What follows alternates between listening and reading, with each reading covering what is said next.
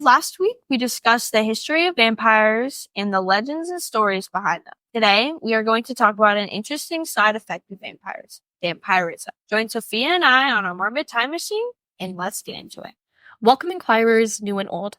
Have you ever wanted to go down a rabbit hole of morbid history, but you don't know where to start? Then you are in the right place. Our Grim Past is a podcast where each week we explore messed up history. From shipwrecks and spooky places to morally questionable people and practices, we're Sophia and Maya. Join us in our morbid time machine, and let's discuss history's most fucked up. Hi, Maya. Hi, Sophia. How are you today? I'm good. Yeah, it's been a day. It's been a day. It's been a day. Can we reveal the fact that we're recording 4 episodes Literally. Like we're not, I guess we're not fake. It's like, we could be like, oh, everything's like happening at different times. It's not. No, it's not. We definitely stock up. Yes. We try to. We haven't been for a while because we've been so busy with finals. And now we finally can, you guys. Yeah, no. It's going to be so cool. You're going to get like the old versions of us while you're listening. Yes. You're going to get like a month of us in 4 episodes. Yeah, like I'm gonna get a haircut soon, so right now you're listening to the Maya with her old haircut. Ooh. But by the time you listen to this, she might have a new haircut. Yes. Isn't that so cool, you guys? We're listening to the history while talking about history. Crazy. That's crazy. Slowly losing it. Oh, low-key same. Yeah. No, still want a break. We're recording at Sophie's house today. Yay! So, like, no weird dorm noises today. No weird dorm noises. No people walking by and not respecting that people live here too, guys. Did I tell you that the other day? It was like 2 a.m. and I went out of my dorm to like go to the bathroom. And I get to the hallway, and these guys are playing ping pong in the hallway. I was like, oh my god. That's, like, kind of funny, though. Yeah, no, like, dorm shenanigans crack me up. Have you seen that meme, or, like, that thing, I don't know if it's a meme Tumblr post thing, where this, like, group of guys are, like, just playing cards in a dorm elevator? That's funny. Have you seen I haven't, but have you seen the elevator challenge? No. Where it's, like, you're either on the floor in the elevator, and like you're on the floor and you press for the elevator, and then you'll like do a move. Like a lot of people fit their middle finger, and like it's like a Russian roulette. There's someone in there and you're just slipping them off. Which reminded me of that. Yes. Dorm life is crazy, y'all. Yeah, the other day I found this guy sitting in front of his door. He was in a towel, like he was shirtless, and he had like a shower bag next to him, and he had his like head in his hands. Like, did he walk himself out? I don't know. He was just like in that position for like at least 20 minutes in front of his door. But like, you can go to the office, man, and get a key. Well, but we only have so many walkouts that we get for free. Yeah, I got mine without being like registered because I locked my key in the dorm, but I was like, I know my key is in there. Yeah. Because I left. I still left my key in there. I was like, I know it's in there. She's like, you know for sure. I was like, yeah, I can picture where it is. She's like, okay, you go like get it, and then you can just bring this back to me. And so I did. And she was like, yeah. So I was like, yeah. No, I had a friend who locked himself out. I didn't want to say twice on the first day. Oh my god. So for a while, we just had a picture of his a drawing of his ID. Because his dorm was, like, right by our lounge window. So we had a drawing of his ID. And we're like, don't forget your ID. Don't forget your ID. It's funny. And we can always tell when he forgets his ID now. Because he'll shut his door, turn around, and that's just hit his head on the door like, oh. How do you forget your ID? Right? Yeah, because we have the locks where they're like magnetic locks or whatever, where you have to like put through our IDs. Yeah, we're beeped into our dorm rooms. So it's like, yeah, no, it's like you just do it the phone, wallet, key, pat down. Yeah. Phone, wallet, key, water bottle. Literally. Yeah. Phone, wallet, key, water bottle. Like, I call it the pocket pack down because I'm just like slapping all of my pockets. Like, do I have what I need? Real. Yeah. For my dorm, it's different. We have keys. Yeah. In, but still they're attached to my ID. So. Exactly. Like, anyway. Yeah, okay, anyway. We've gone off on a little bit of a tangent here. so far different than our topic today. Literally. Okay, Vampires. Well, I mean, vampires, like, isn't it like a thing where like they can't come in unless they're invited? So That like is a doors. thing, yes. Now it's related. Now it's related. You guys, everything is always connected. Just like we didn't talk about this last time. What? The 9/11 to Twilight pipeline. Oh my god. Bro, this was my final for my oral communications class this year. It was how 9/11 caused the downfall of Ellen DeGeneres. It's a real thing if you guys. Which it is a real thing. I love there's one of my faves, the My Chemical Romance pipeline. I love it so much. And there's another thing to be added to it. I sent you this. Oh, I'm sorry. I haven't looked through all of I'm pretty sure you also liked it. Did I? Oh, no. No, like you liked it on Instagram and I sent it to you anyway. Let's see. It is this one, the Luigi Mangione. Yes! That's the guy who shot the healthcare CEO, by the way. If those who don't know. But no, he has been added to the My Chemical Romance pipeline. Anyway, so brief summary. The creator of My Chemical Romance, Gerard Way, witnessed 9/11 and decided, you know what, I'm going to do something different with my life. So he then created the band My Chemical Romance. My Chemical Romance was one of the inspirations to Stephenie Meyer's Twilight. And for those who don't know, there was a lot of Twilight fan fiction back in the day. And one of those was 50 Shades of Grey. Yes. Which was... It was called Masters of the Universe, which is like such a fan fiction title. Yes. And then that got published into a book, got popular, then got turned into a movie, and then the actress... Dakota Johnson went on the Ellen show, and Ellen joked that like she didn't invite her to a birthday party, I think. And she was like, and Dakota was like, yes, I did, Ellen, stop lying. Because the year before, Ellen was like giving her all sorts of crap because she wasn't invited to Dakota Johnson's 29th birthday party. And Dakota was like, well, I didn't even know you wanted to be invited. So like, maybe use your words. So then when she was 30 the next year, she was like, well, I did invite you. You were busy, actually. Yeah. And a bunch of stuff came out and she like abused her like workers.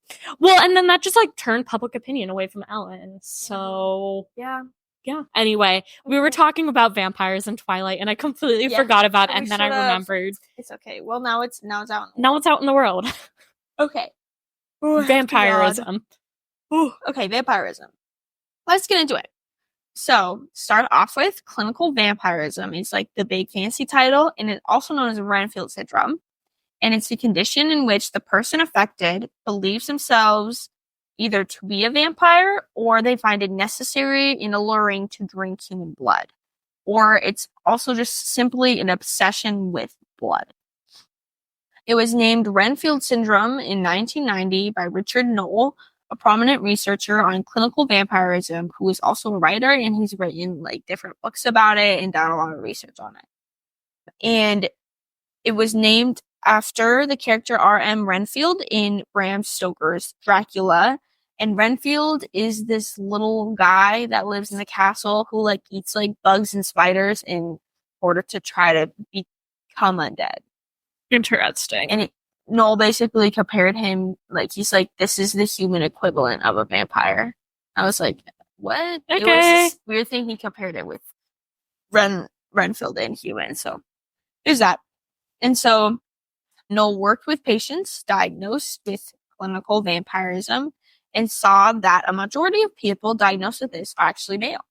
Male? Yes. Like there isn't as many female people diagnosed with clinical vampirism. Maybe it's like a power thing. Maybe, yeah. I'm not sure. Or maybe women are just like, I'm not crazy. I'm not attracted to blood like that. But like, because like the other thing is like, maybe it's a power thing. Bro. Yeah. Yeah. So they believe blood has like magical or mystic powers, and depending on the case, they believe it does certain things. So sometimes they believe that they have to drink blood or else they'll like go crazy, because a lot of them also are schizophrenics. They don't have enough blood. So they need it to like refill their own. Yeah, there's a bunch of different reasons behind why they want to. And in an interview, I found Noel claims that the first stage of clinical vampirism stems from a traumatic situation of blood injury or ingestion of ingestion of blood at a young age. And then as they grow older, a person becomes like attracted to blood because of like the situation in which it happened. Yes. And so then after that, they will resort to auto vampirism. So they'll drink and consume their own blood. Okay. To like fulfill the need for blood drinking. And then after that, they usually will turn to consuming the blood of small animals or the like. And if it gets really bad, then they would turn to other humans. Isn't there like, I know like there are some people who like cook with animal blood, like with pig's blood. Isn't there a way to like buy pig's blood? Yes. Could they just do that? Yeah, but it's also like the mentality of it. Okay. But all right. that. But also like what are the like health ramifications of like drinking blood? Well, like with drinking human blood, you could probably get like bloodborne and stuff like that. So like wild animals, there's gonna possibly be something sussy in there, but if you're healthy, you're like fine. Because like meat has blood in it and a lot of Yeah, that's true. So it just depends on what it is. Like I assume if you can just like buy pig's blood at a market or something, it's gonna be fine. Yeah. Because it has different like things. Yeah. I don't know, you guys. I don't drink blood. Sorry. Anyway, so Noel described this Renfield Syndrome as being something very compulsive. So the person can't necessarily control it. Like it's just a compulsive need to drink blood. And as I said before, sometimes a person thinks they're running out of blood and they need other blood to like refill their own and things like that. Other things is that they feel like they have to drink blood.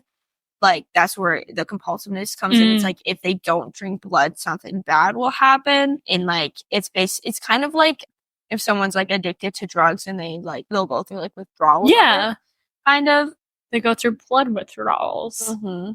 And like they like will crave it as well and they think they need it. Okay. And also like we talked about this back in our kidnapping episode. Oh, grave robbing. We talked about how people would eat mummies and drink blood. Oh yeah, as like something they think could cure you. So that also can sometimes tie into it for some people. They think drinking blood will like heal or cleanse them. Yeah. Well, and I also know there is this female serial killer. She's known most often as the Blood Countess. She like would bathe in like the blood of her young female servants in order to like preserve her youth. But it was like I feel like it was also said that Elizabeth Bathory. Yes. Oh my god, yeah, she was a Hungarian countess. Yes. She was publicly accused of killing 80 young girls, but she probably killed around 600. Yup, but like, and I think there was like another thing where it's like, oh yeah, like if you drink the blood or bathe in blood of like if you had epilepsy, if you drank or bathed in the blood of a non-epileptic person, then you'd be cured of your epilepsy. Yeah, like eating organs was also a thing. Like if you eat the organ that like if like you have like health problems, and if you eat different organs, it'll like heal you. Yeah. Well, and we'll get a little bit more into that in consumption in our Mercy Brown episode. Ooh. Okay, sorry. That was so abrupt because I'll go crazy. Back to what I was saying. So there's Renfield Syndrome in clinical vampirism, and then there's also been research to prove it as not like a compulsive syndrome or something, but more as a personality disorder. So that would also encompass like killers who are motivated by bloodlust and they have like this like thirst for blood, like not technically like physically they want to drink it, but like they need to see it. Okay. Which that just relates to the obsession with blood. Yeah. And it would also include people who harm others to fulfill vampire fantasies and delusions. So there's cases where people like would bite their partners or stuff like that. Yeah. Or they would want to become a vampire. So like they will go around and like bite and kill people, but it's not because they necessarily want blood. They just want to be like a vampire. Yeah. Which is kind of goofy. But yeah. But kind of interesting too. Yeah. And then something else interesting that I found was that clinical vampirism and Renfield Syndrome was actually originally different. Oh, okay. Nowadays, it's like the term, it's like Renfield Syndrome is a very common term, but it's not actually recognized as a medical condition you can have. And clinical vampirism is, but only on some lists, I'm pretty sure. I don't think it's always recognized because a lot of the time people will have other things, like a lot of them will have schizophrenia or personality disorders. And so it's usually just like a weird offset of that. And so before Renfield Syndrome, so before 1990, clinical vampirism was really just a deep obsession with blood and often had like a sexual connotation to the obsession. But then Renfield Syndrome was specifically like the desire and compulsion to consume blood. Okay. So those diagnosed with clinical vampirism didn't necessarily have to like have a desire or need to consume blood. Yeah. They're just like really obsessed with it. And that oftentimes cause them to like, or like kill small animals or things like that. And they would probably resort to not exactly auto vampirism, but maybe a little bit. And so similar nature. Yeah. Yeah. Very interesting. Isn't it? Yeah. I tried to find like specific cases, and it's kind of hard to, obviously, because like patient information is gonna be HIPAA. Yeah, more so controlled, but I'm just trying to find like a killer, but like get it with time I had. But if you guys want to, if you're interested about it, there are a few Criminal Minds episodes about it. I can't remember what they're called exactly, but there's one in which a man is trying, I think, to heal himself. And so he offers the blood of people he's killed to an angel statue at a church. And then there's another one where there's this like emo punk singer, rock star guy. Yeah. And there's a woman who's his fan who she starts killing other people and like sucks them of their blood. And then there's another. Isn't there also the one where he like paints the pictures of them with their blood? Yes, and then there's one where he paints with blood. Yeah. Very interesting. Yeah, it is. I love Criminal Minds. All right, so that is the end of our two-parter vampirism episodes. I hope you guys enjoyed it. I love vampires. If you ever see me out in the wild, you can ask me about vampires. I'll go way more in depth than I need to. All right, so join us next week as we talk about the famous Mary Mallon, better known as Typhoid Mary. Ooh, exciting. Thanks for listening. Stay curious. Bye. Thank you for joining us today. As always, all sources will be listed in the show notes below. Be sure to subscribe so you won't miss out on our upcoming discussions. Join us next week as we delve into the intriguing depths of our grim past. Stay curious. There's so much more to uncover.